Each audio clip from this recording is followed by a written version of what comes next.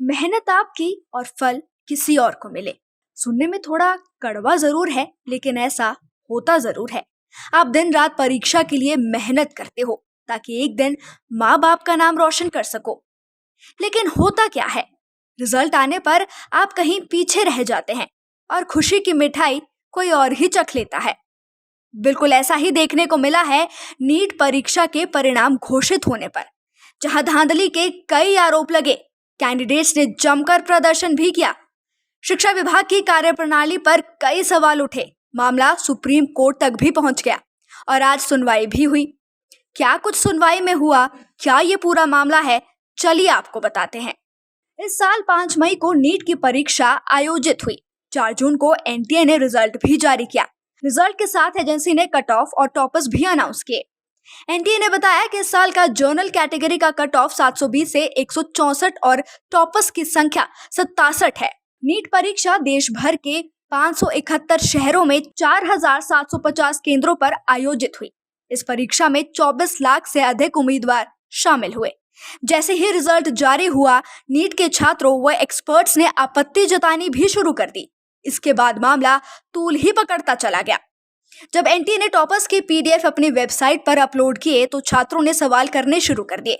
छात्रों ने एजेंसी से पूछा कि जहां हर साल 1 या अधिकतम 2 टॉपर्स निकलते हैं, वहीं इस साल कुल 67 टॉपर्स है और इन सभी को परफेक्ट 720 अंक मिले हैं।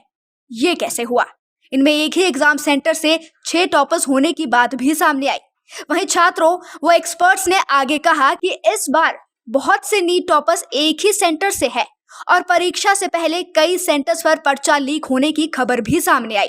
इसके बाद एनटीए ने जवाब दिया कि परीक्षा में 1563 उम्मीदवारों को ग्रेस मार्क्स दिए गए हैं। बस इसी वजह से एनटी विवाद के घेरे में आ गया।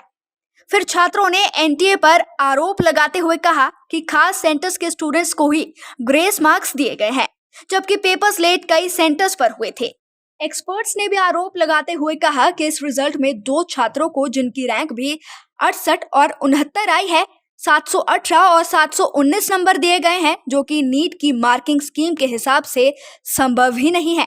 इसके बाद नीट के छात्रों ने देश भर में प्रदर्शन करने शुरू कर दिए। छात्रों के साथ ही एनटीए के फिजिक्स वाला के सीईओ अलख पांड्या, कांग्रेस नेता प्रियंका गांधी, राहुल गांधी और रणदीप सुरजेवाला समेत कई राजनेताओं ने भी सवाल पूछे। फिजिक्स वाला के फाउंडर अलख पांड्या ने तो एक वीडियो में दावा भी किया कि वो नीट 2024 में एनटीए का सबसे बड़ा राज सबूत के साथ पेश कर रहे हैं। इसी बीच कुछ छात्रों ने एनटीए के विरोध में सुप्रीम कोर्ट, हाई कोर्ट व लोअर कोर्ट में याचिकाएं दायर करनी भी शुरू कर दी।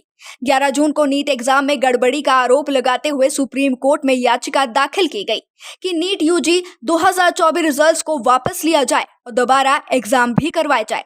इस याचिका में कहा गया है कि नीट एग्जाम में मनमाने तरीके से ग्रेस मार्क्स दिए गए हैं और इसी वजह से 87 स्टूडेंट्स को एक जैसा यानी कि फुल मार्क्स 720 नंबर दिए गए हैं। साथ ही मामले की जांच के लिए एसआईटी बनाने की भी मांग की गई। इसके अतिरिक्त कुछ छात्रों ने काउंसलिंग पर रोक लगाने और री एग्जाम के लिए सुप्रीम कोर्ट में याचिका दायर की है। इन मामलों पर सुप्रीम कोर्ट में सुनवाई हुई, जिसमें कोर्ट ने काउंसलिंग पर रोक लगाने और री एग्जाम का आदेश जारी करने से इनकार ही कर दिया। सुप्रीम कोर्ट ने एक याचिका पर सुनवाई करते हुए एनटीए को नोटिस भी जारी किया। साथ ही एक याचिका को दूसरी याचिका के साथ जोड़ दिया। सुप्रीम कोर्ट ने कहा कि परीक्षा की पवित्रता प्रभावित हुई है, इसलिए हमें एनटीए को नोटिस जारी करते हुए जवाब मांगना बनता है। कोर्ट ने मामले में कहा कि 8 जुलाई को अगली सुनवाई होगी। फिर बीते कल यानी कि 13 जून को सुप्रीम कोर्ट ने नीट को लेकर एक और याचिका पर सुनवाई की, जिसमें कोर्ट ने कहा कि ग्रेस मार्क्स वाले छात्रों के लिए नीट एग्जाम दोबारा आयोजित किए जाए। कोर्ट ने कहा है कि 1563 छात्रों के लिए 23 जून को दोबारा से एग्जाम होंगे और 30 जून को रिजल्ट भी जारी किए जाएंगे।